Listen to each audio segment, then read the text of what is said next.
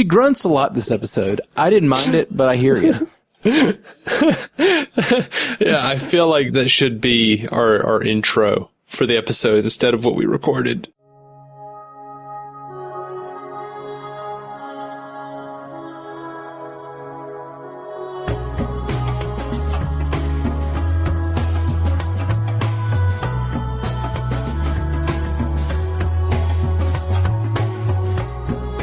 Welcome to the Star Trek Universe Podcast. My name's Matthew Carroll.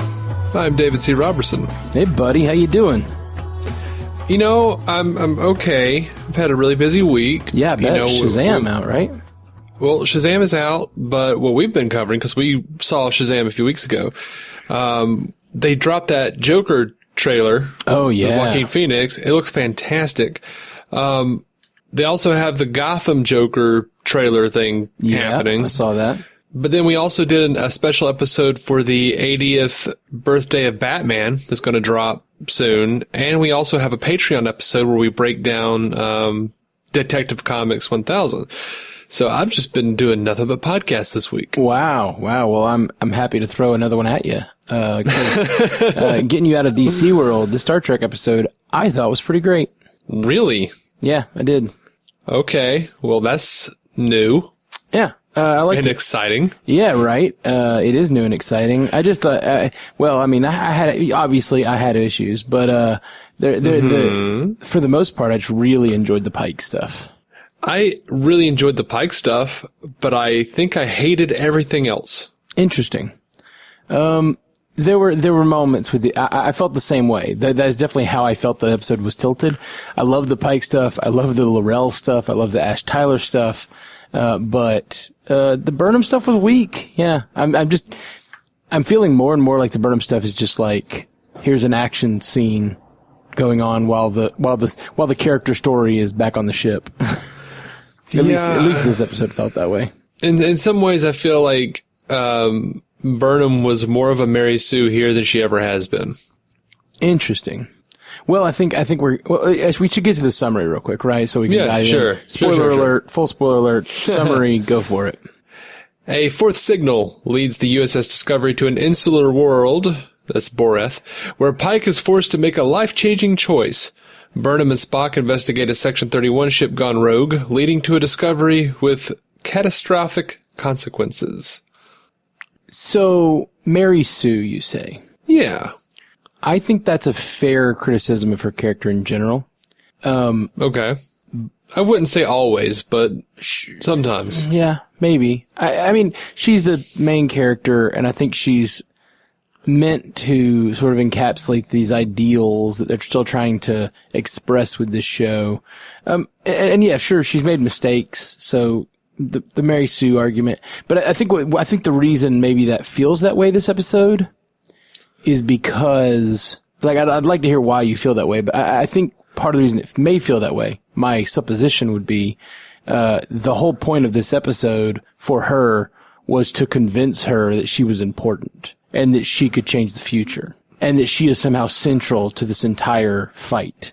Because the whole point was she lost faith in that at the beginning of this episode, and by the end she realizes that Control has it out for her. Yeah. And so that didn't bother me because I think that was the point of this episode. But what made her feel like a Mary Sue to you? Mainly the fact that Control is just like, I need you. Like, why does it need her specifically? Oh, I think that's because of the future. I think there's information we don't have yet.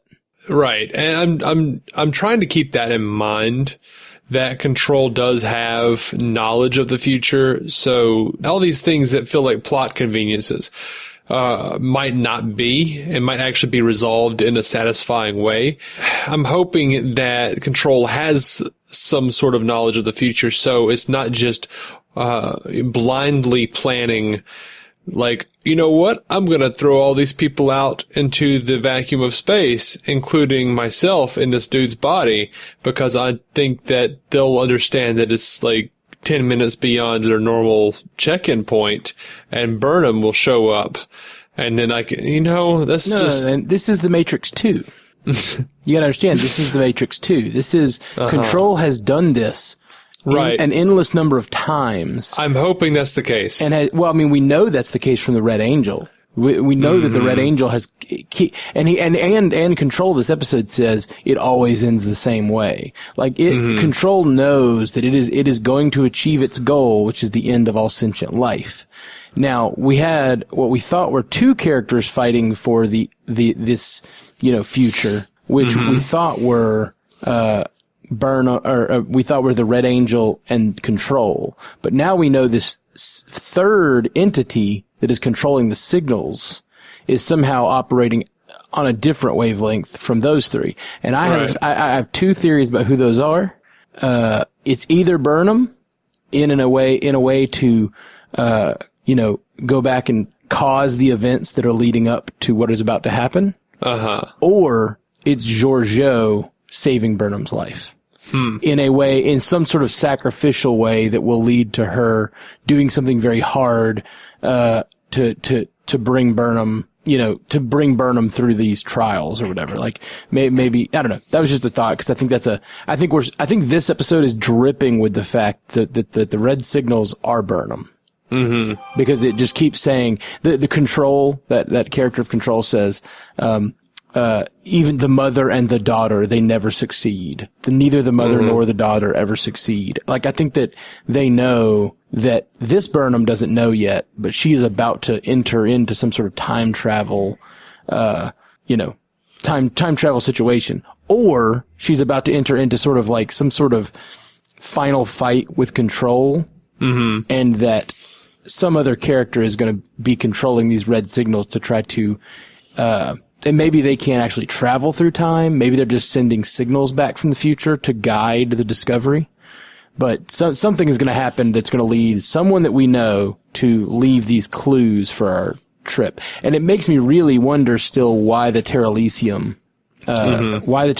signal. All the other signals saved Burnham's life, but why the Terralisium signal? Yeah, that's interesting. Also, I'm a little confused by the signals in general, because I realized at this episode, I was like, didn't we know where all 7 signals appeared from the very beginning? I thought we did. I thought we did too, but this episode seems, and previous episodes, I'm still kind of piecing it all together, but it seems like somehow they know there are 7 signals. They all appeared at the same time all across the galaxy. That's what we know. But what does that mean in response to, like, why aren't they going to the last 3 signals now? If they know where they are. Or at least, like, they should be conjecturing, they should be sending other Starfleet vessels to those 3 signals to start investigating before it ever shows up, Yeah, I don't know. I don't either. Didn't they do that with, because they showed up before the signal with, are the signals top secret? Are they? I don't know. At this point, you'd think they could at least bring other people in because they think all sentient life is going to be destroyed. I mean, at the end of this episode, we have 30 Section 31 ships, nearly the entire fleet. I wonder if the entire fleet is 31 ships. Yeah, it made me think that too. You have the entire fleet controlled by Control, and this, and Pike calls in the Enterprise. No other ship, just the Enterprise. Well, he doesn't call in the Enterprise, does he? Yeah. I thought he just sent a message to the Enterprise, because I think he was trying to send a message. He said, send this message to the XO of the Enterprise. I think he's trying to send a message to someone he can trust. Oh, no, I'm pretty sure he was calling them to come help. Yeah, we saw in the next episode they're going to be there in the preview for next week. So you may be right. And they did say they were all going to try to get off of the ship. So I'm assuming, yes, that he's calling in the Enterprise somehow. You may be right, but I just assumed he was reaching out to someone he trusted is why he did that. They're evacuating the ship. They've got a time crystal. I'm guessing the ship is going to wind up in 1,000 years in the future. Well, ooh. Yeah, I thought about this while I was watching this episode, and I thought about the same thing. They were talking about abandoning the ship. They have the time crystal. They could jump forward, but what about... what if that AI that falls in love with craft is Control? Yeah. Or it is an AI on the ship that, somehow, because it is on the ship, it, absorbed the data from the sphere and it became sentient. That could be how it became sentient. Yeah. All the data from hundreds of thousands of years, and all it did was learn to watch movies. Yeah. Well, that gives credence to my idea from last week when we talked about the Vidraish and the possibility of them being control. We know that one AI in the future watches movies, so the Betty Boop makes even more sense that it might be the Vidraish. This is all kind of piecing together in a really weird slapdash way. Yeah, completely throwing out like everything we've seen in Star Trek. Well, what do you mean? Well, what I mean is, if all of this Vidraish crap is, directly tied into control and everything we're seeing on Discovery, where does that leave anything in the quote-unquote prime timeline? Well, I'm assuming that the battle that's happening now, when they send Discovery into the distant future, it would probably also somehow control goes into the distant future, and they start having a fight over the future. Maybe. And that kind of misses the canon that we know. But, gotcha. But that would be my theory, and that's literally just headcanon that I'm thinking up right now. I don't know. Yeah. That might work. Yeah. I could write this stuff. Yeah, you could. I'm just teasing. My dad, when we were growing up, anytime he predicted anything on TV, he would go, "I could write this stuff." And it was like this super annoying thing that we'd always pick on him for. He just, "I could write this stuff." And, so I just always like to, it's an homage to my father. Yeah. My dad does that too. Yeah. Everybody thinks they could write this stuff. The D7, we got to see the D7 in person. That was kind of cool. I guess. I'm not, I'm sure, I'm assuming it had some about 25% different. Far beyond that, I would say, but yeah, okay. Well, it was generally shaped like that. It was shaped generally like a Klingon vessel. Yeah. I'm sure for you it probably would have been better if they left it on that hologram from a few episodes ago. Yeah. You know what would have been better for me is if we didn't need to see it at all, because I thought the fact that L'Rell was there was stupid. Like, I thought that on the first watch. I didn't think that on the second watch. Oh. Did you glean a little more insight? Well, why did you think it was stupid? Because I thought it was stupid for a specific reason. I thought it was stupid because, she's got to take a whole D7 cruiser full of people to meet up with her ex, who's supposed to be dead, at the planet where her son, who is also supposed to be dead, lives. And you can't tell me someone on her crew doesn't want her taken out of the picture. Like, if they know that Voke/Tyler or their son is alive, the Empire's over. Right. Sure. I think that's true, but I also think that she just had a personal stake in investing in going there, I guess. And making nothing sure the hologram couldn't do. Goes right. Sure. I'm with you. I think it was a little silly, but I think it's a mother being a mother. I think she's going there to be protective, and I think maybe she is worried, and she shows that she's worried about Ash Tyler going down to that planet. She says, "No, you're not allowed to go down there," and he's like, "You're not my commander anymore, I'm not under your command." But then his commander says, "You're not allowed to go down there." So let's get to the meat. The meat of this episode for me was Pike. Yeah, that was a really nice scene, like, for me, ensconced in a bunch of horse crap. What you mean the episode, the Pike storyline was horse crap except for that moment? I mean, like, all the context surrounding Pike.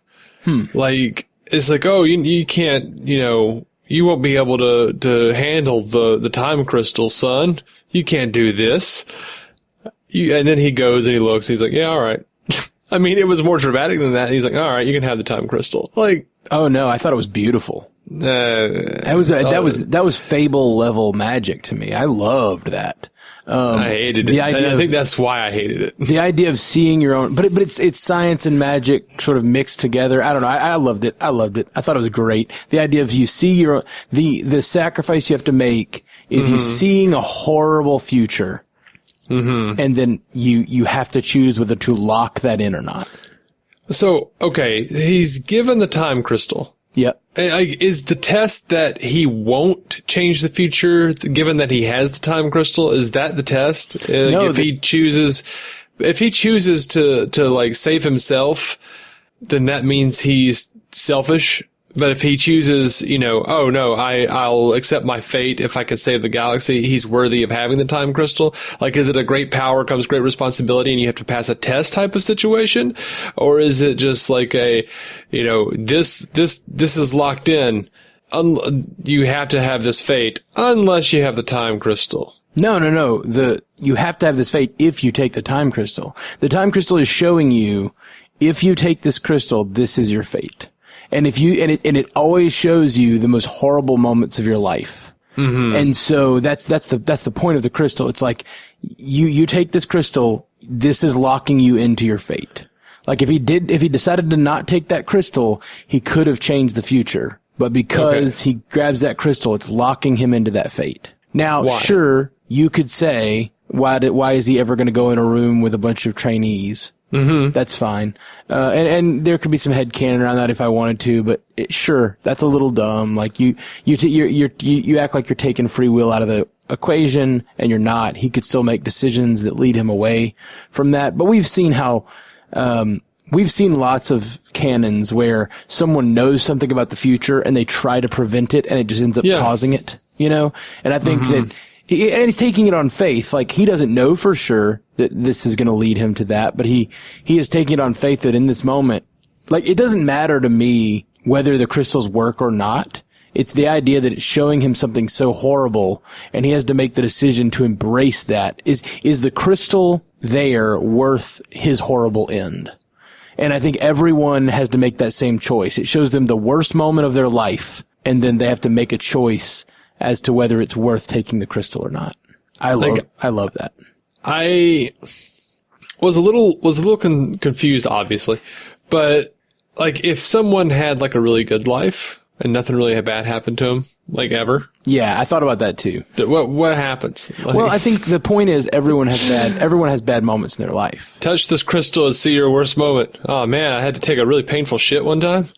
Right. And then I died happily in my own home, surrounded by my family. Well, see, that's the thing. Pike has a really horrible thing happen to him, but that's not his end. We know it's not. We know that he ends sort of on a happy note, sort of deciding to embrace a delusion, but still, it's a happy ending to his life. He makes a huge difference in people's lives. The one thing I didn't like about that scene, I wish he had saved that last crewman, but I don't think he does. I think she dies with him, or gets hurt with him. Because it would have made it more powerful to me if he's deciding to do something that he knows, like in the future, unfortunately he knows that crewman doesn't make it out of that radiation chamber with him. Mm-hmm. So the fact that he goes back to save her is kind of dumb for future Pike. Like, she's gonna die. You've seen it in the crystal. But I guess even that, like, things are gonna happen, but that doesn't change who you are. Yeah. There's that, and also memories fade. Like, if, he's experiencing all of that one time. Yeah, that's true. Very quickly.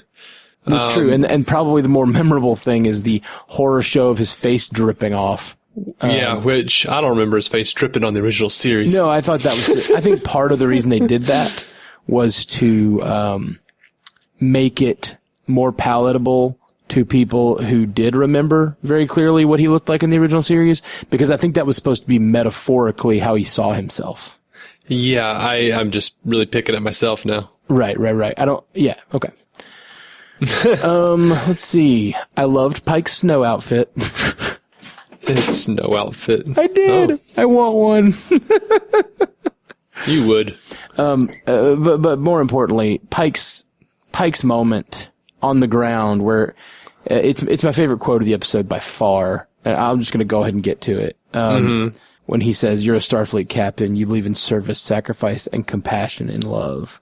Mm-hmm. And then he decides to go through with it. Oh. Yeah, I have that written down as one of my favorites. And, I didn't hate everything in this episode, but I did feel like they were kind of going crazy with the time stuff. Like, to me, it was no different than the time stuff we experienced with, like, the prophets. Like, this to me walked that same sort of line.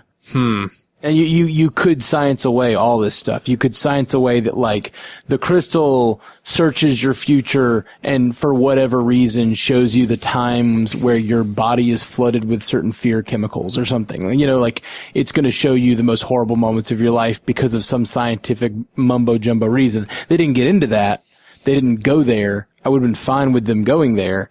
I would have been fine if a science officer was with him and was like, oh, this is nothing about fate. This is science because it's finding the time when your body's flooded with this chemical, and so it just shows you that it's connected to the metals in the cave, blah, blah. They could have done that.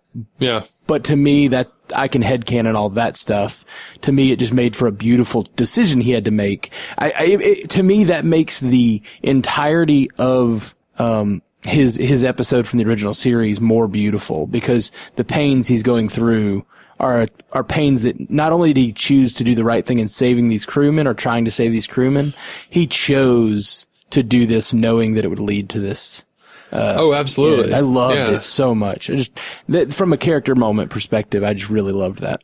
And I enjoyed that from, like, I loved how haunted he was later on in his ready room. Me too.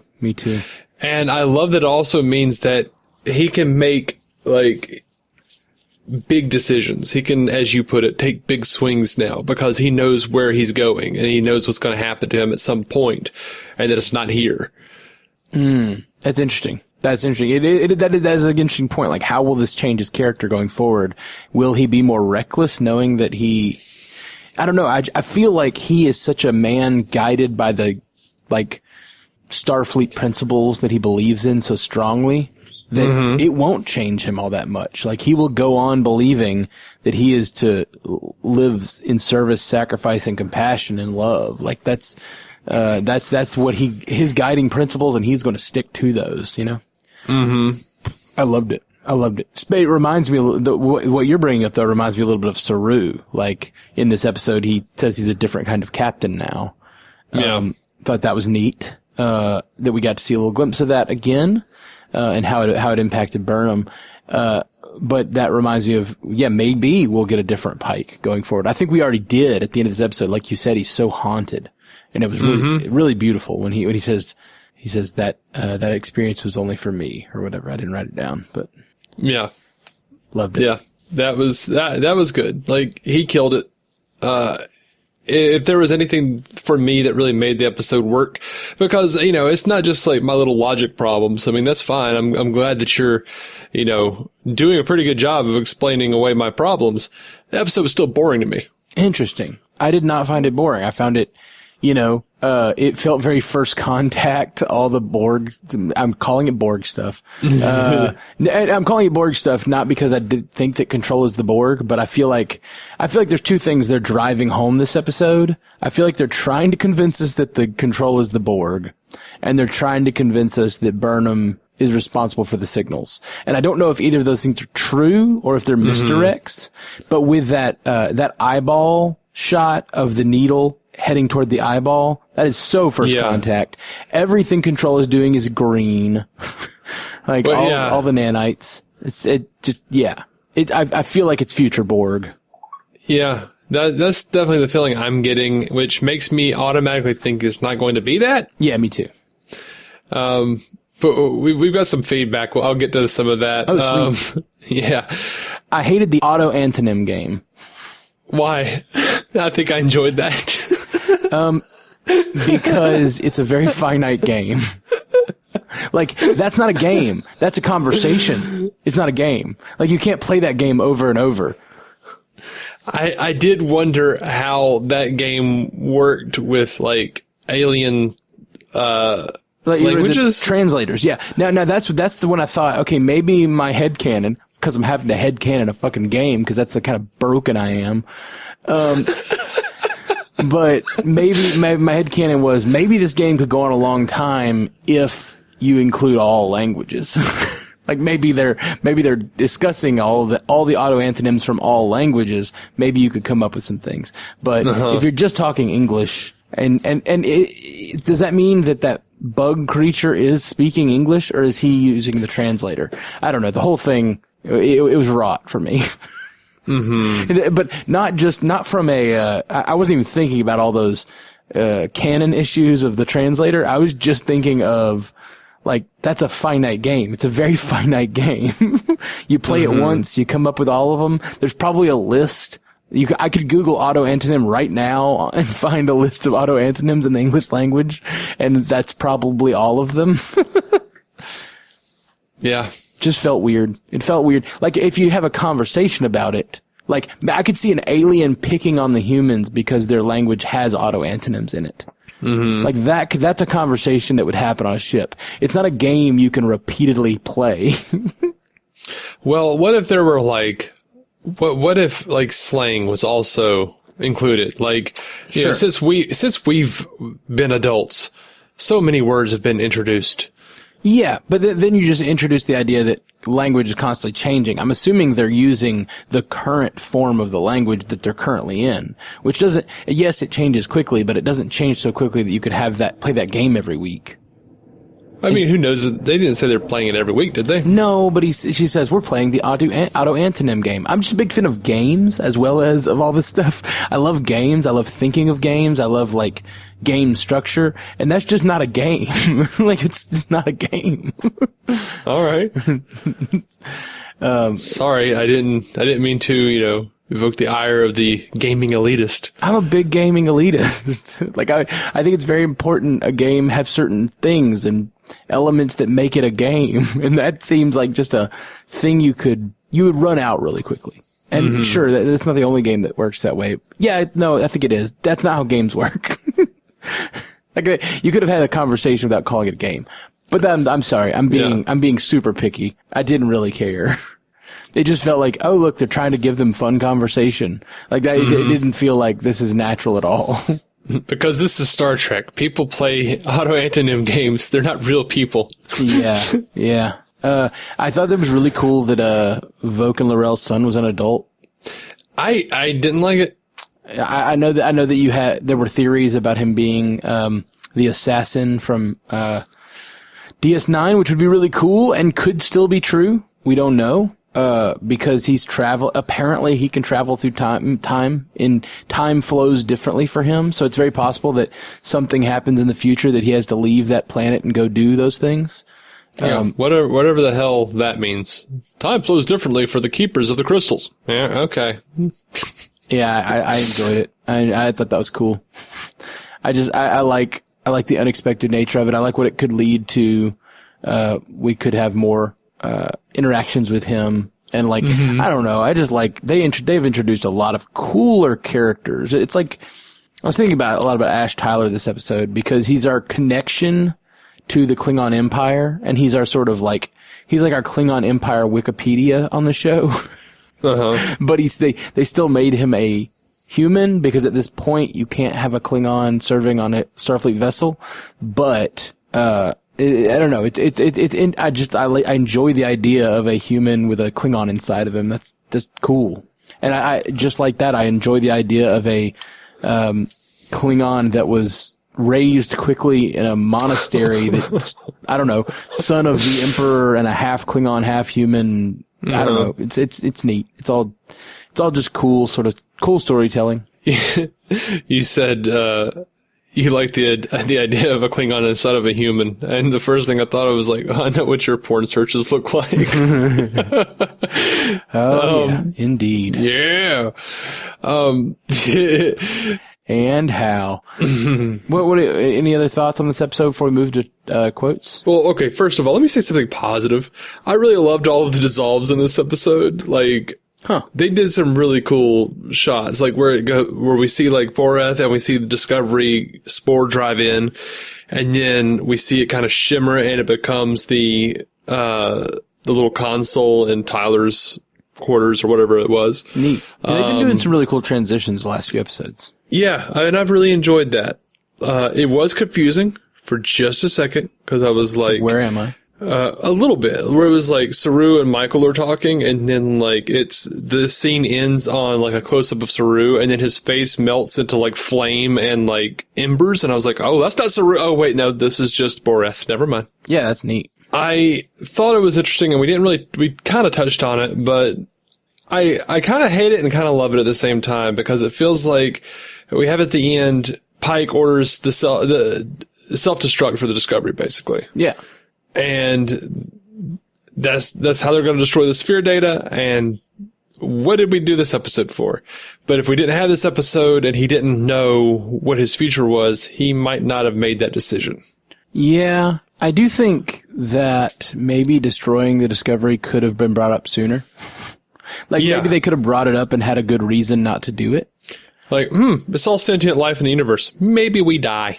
Well, not even die. In this episode, they're not talking about dying. They're talking about getting in some escape pods. I know, but they're like, their chances of survival go way down if they're just floating around in little escape pods. Maybe. Like, yeah, they get into escape pods, and then I have a feeling the sphere isn't going to allow them to destroy the Discovery. Or that some form of control is going to stop them from destroying the Discovery. What if the data from the sphere itself becomes the kernel for the AI that is in Calypso? What if it's not even control? Yeah, it's very possible. Some combination of those two things, like just what we were talking about earlier. Yeah, could be anything. Because the data from the sphere is just I think it's just data, just information, but some form of processing AI on the ship could easily adapt it, just like anything on the ship, and use it to gain sentience, because that's what Control is trying to do, and so that's obviously a possibility. Yeah. I'm going to say this. I think it was dumb that Burnham and Tyler didn't realize, was it Tyler? No, sorry. Burnham and Spock didn't realize that Cameron Gant was basically Control, because I knew it from the second we saw him. Well, I don't think that's, I don't think that's dumb, because I think what Control was playing three-dimensional chess, as it were, which I think is an interesting thing. They keep talking about three-dimensional chess, and that is a term we use today for, playing the game behind the game, which I think is very much what Control is doing here, because Control has done this. I think Control has done this exact thing multiple times, this exact moment, and has tried out different crew members to. So it was going to choose a crew member that she had an emotional connection to. Exactly. And I thought, that was super interesting. They do multiple things this episode to specifically trap Burnham. And, I thought that was all cool, and reveals a lot about what the powers and the sort of specific knowledge about Burnham that Control seems to have. Because it obviously chose that crewman to distract her from, and it also, they throw something out there about it masking its scent to the tricorder. But even above that, like, I think choosing someone that she is very happy is alive and happy to see. Like, I think that was important to Control, to convince Burnham to be distracted enough to not notice that it was, like, maybe some other crew member she would have had more suspicion for. I mean, I like that explanation. Yeah, I think there's a lot going on with Control this episode, where it's showing its hand in how important Burnham is to it. They make that really clear. They say in this episode she's the best vehicle for getting to Discovery, which is probably true, but Spock seems to take that as she is more important, and they know the threat that she raises. And he's looking at the bigger picture of her mother, himself, the Discovery, all the things that the AI is doing all around Burnham. Which, the way Control said that about, like, neither you or your mother, it makes me feel like they're going to be like, the answer is we have to work together. Interesting. I didn't think that. I thought that was just Control talking trash to try to discourage Burnham. Yeah, it might be me just watching too much CW. Yeah, I think that's fair. Just like, okay, they're gonna have to work together. Ugh. Yeah, they wear their character development on their sleeves on those shows. A bit. Yeah. And not that this show, it's just a little under the surface, which I like. I kind of, there's various levels that you can kind of hide the character development under the plot. And I don't know. It's all a taste thing, because obviously there's, shows like, I don't know, whatever procedural is popular at the time, whether it's like NCIS and those shows are just like big, broad swaths, characters going through things and talking about them, you know? And then you got things like Westworld where everything is under the surface. And this is somewhere in between those two things. And I think this is more my speed. Yeah. So one more little gripe point. I didn't understand why she was so ardently shooting with one and two phasers at the nanite blob or whatever. Right. Because clearly it wasn't working. Well, it's slowing it down. And, I didn't get the feeling it was slowing it down. Oh, I only watched it once. Yeah. I have seen it twice, so I have the benefit of that. But yeah, no, it was definitely slowing it down. It was causing it, cause it was moving at a pretty quick speed toward her, and every time she blasted it, it would just kind of like delay it a second. So she's trying to slow it down while Spock is trying to do something to stop it. Which they magnetize the hull, but they don't do anything to kill it. So is it still just magnetized to the hull? I guess so. Control is still there, just magnetized to the hull? I guess so. Of course, it doesn't really matter because control is everywhere, apparently. Yeah, I feel like they're like, we need some sort of tangible representation here. I really hated the way she was grunt screaming as she was firing. I hated it so much. She grunts a lot this episode. I didn't mind it, but I hear you. When Spock says he's coming with her, she says she makes the funniest noise. She goes like, "Ah." Yeah, I feel like that's that should be our intro for the episode instead of what we recorded. Like this week, instead of that, just saying she grunts a lot this episode. Right, coming up right after this. Yeah. All right, you want to get to quotes, man? Yeah, man. Let's get to quotes.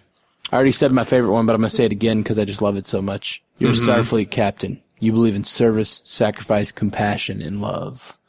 I liked it a lot. I just really liked that moment. The quote isn't so much the amazing thing as just like the way he delivers it and the sort of labored way that he kind of fights to express it. I just loved it.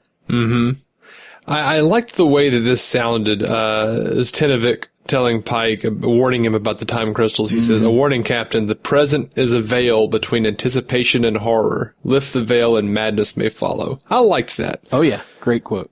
I think, although I enjoyed the other one because of the context, I think that's actually my favorite quote from the episode. It's really good. I liked, they enter with conviction always. They leave broken always. That was pretty good. Just enjoyed it.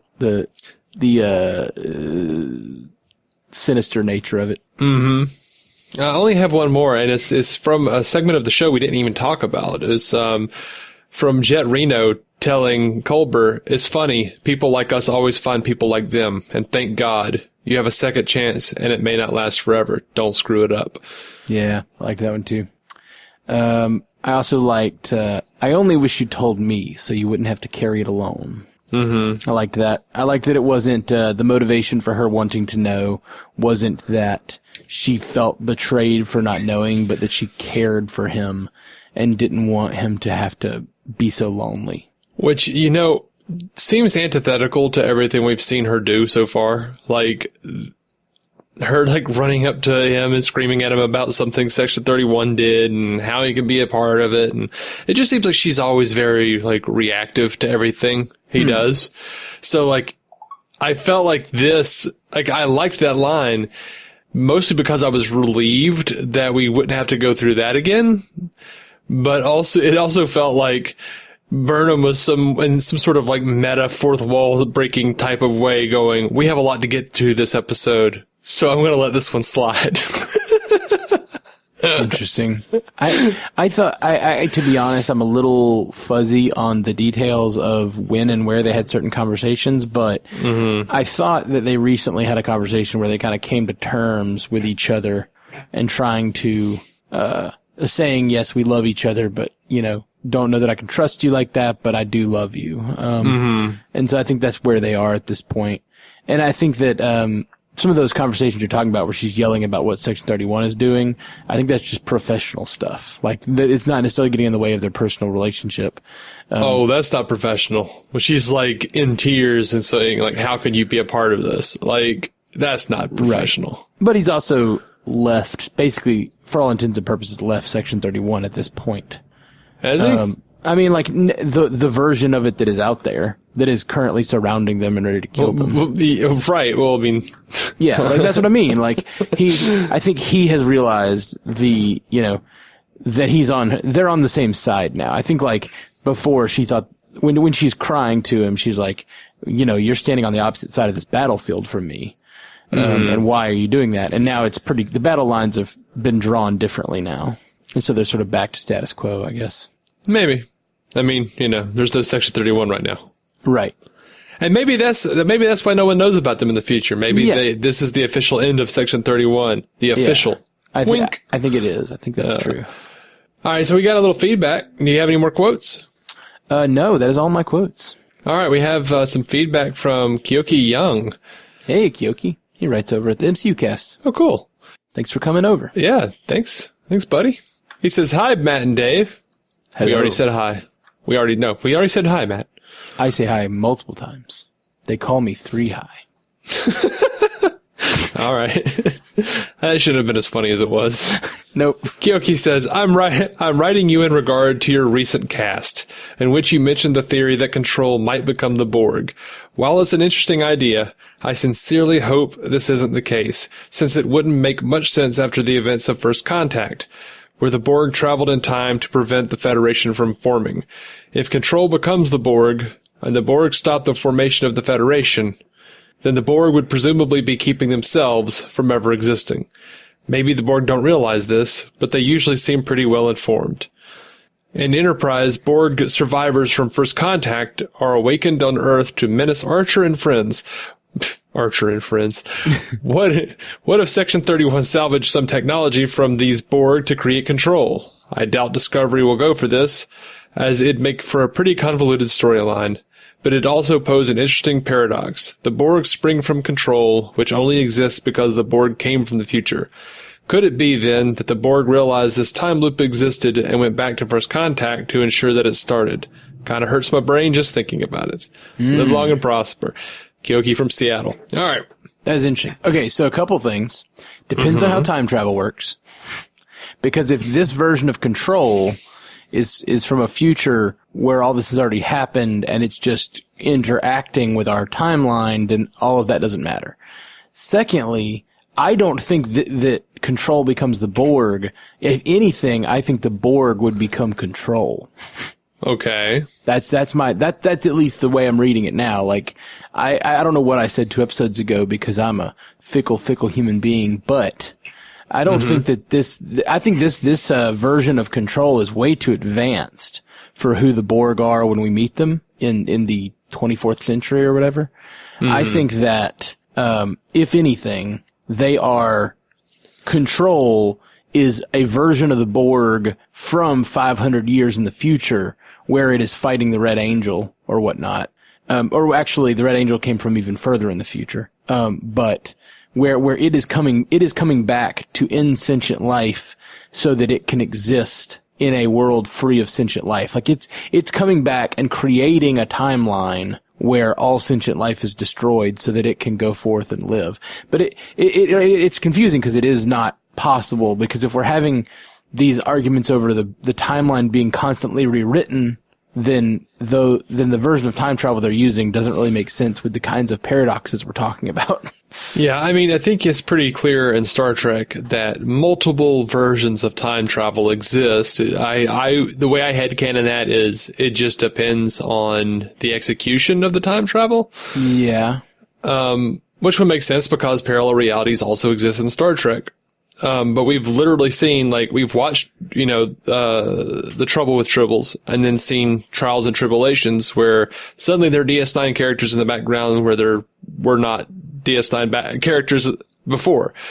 So there's got to be some version of time travel where they can overwrite stuff. This happened before. But obviously they employ the multiple universe theory as well in time travel. So yeah, I have to headcanon some sort of like there's an execution clause. yeah. But I think, but again, I think if they're going to go with the Borg, which I don't think they are, I think making it green was an intentional misdirect. I do. Because the main thing about the Borg is a hive mind. This episode, not only did they bring in the green, but they also brought in, Leland did this too, I believe. He starts speaking in a Borg-like voice, that sort of hive-mindy voice, which is sounds sort of like a robot coming through. I think they're intentionally dropping these sort of Easter eggs that feel like the Borg, but I don't think it is, because the Borg is a hive mind that is trying to incorporate all sentient life into itself. The thing is about Control is it is not trying to incorporate sentient life. It is trying to gain its own sentience. So I think in a way they are polar opposite, which can happen over 500 years of technology advancement. Maybe they realize, screw all this sentient life. Let's just, maybe the assimilation of the sphere's knowledge is a very similar tactic. They're sort of trying to assimilate all cultures at once, so they get all of the knowledge of all the cultures and they'll just go forward with their own sentience. So in a way, you could say that's Borg-like, but in a way it's like the opposite of the Borg in that it wants to have its own sentience. It doesn't want to incorporate, it just wants to incorporate knowledge. It's not trying to incorporate other cultures and other technologies. But Alex Kurtzman is a big TNG fan. Oh yeah. So, that's kind of where he came into the Star Trek fandom. I do wonder, with as sloppy as they've been at times, I am wondering if they're going to try to create some sort of situation where, Control finally does get to to all that data and then realizes, oh, for me to truly evolve, we have to evolve to include the synthetic. You mean the organic? The organic must evolve to include the synthetic. I was referring to First Contact, but I screwed it up. Oh, gotcha. Okay. Yeah. I think there's definitely ways they could make it work, but I don't think they're gonna. I don't know. Maybe though. I almost feel like if they were going for the Borg, they would have gone for it by now. I might argue they already have. Oh, by teasing it. Yeah. The thing is, maybe not anymore. Back when they made Voyager, they believed that using the Borg was a great PR move for the show. Hey, you liked First Contact. Why don't you have 4 seasons of Borg? Want another helping of Borg this week? They really, really overdid the Borg on Voyager, and to the point that it kind of lost its menace. And obviously they had a Borg crew member, all this stuff is what they did on Voyager, and maybe they want to have their cake and eat it too, where they're teasing the Borg and maybe they'll even end up being Borg at the end of the season, but it's not going to be I almost feel like they would have just said, hey, it's the Borg, because they maybe could have use that to promote the show a little bit. I don't know, but maybe not. Maybe we would have all just been like, oh gosh, they're doing Borg. Whereas sprinkling it in might be having their cake and eating it too. Yeah, I don't think announcing anything helps them. Yeah, no, I think that's definitely true. Announcing anything at all about Star Trek gets half of the population of Star Trek fans mad, if not more. Yeah, that's right. So I think maybe this is their backdoor way of getting to Borg by the end of the season. Maybe we are going to encounter 29th century Borg or whatever that are part of this temporal Cold War or something. But I feel like if what Keoki says here is true, where he says, I doubt Discovery will go for this, as it make for a pretty convoluted storyline, it would also pose an interesting paradox. The Borg spring from Control, which only exists because the Borg came from the future. Could it be that the Borg realized this time loop existed and went back to First Contact to ensure that it started? That would make First Contact make sense for me in a way that it never has before. Interesting. Because First Contact Like, I feel like, why would you go back to first contact? Why wouldn't you just go back further to where, like... There's a certain cold logic to it. Like, they went back to the earliest time, or the closest time that there's a element of preservation of resources. If it costs any extra resources to go further back in time, that's one thing. But also, if you go back in time a certain amount, then you're literally, your drones that you're sending back have more of a possibility of making it to the future that you're currently in.